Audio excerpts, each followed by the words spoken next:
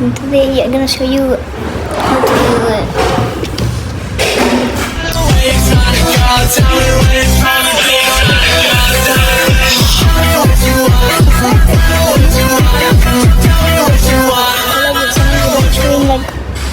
The like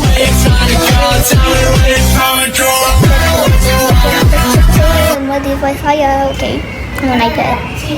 So first choose any color you want to. So I choose and I'll click on it and do like that. There you go.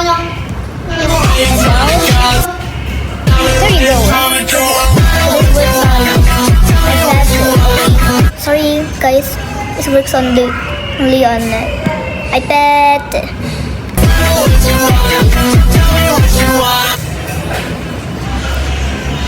Only iPad can do it, okay? Not mobile or not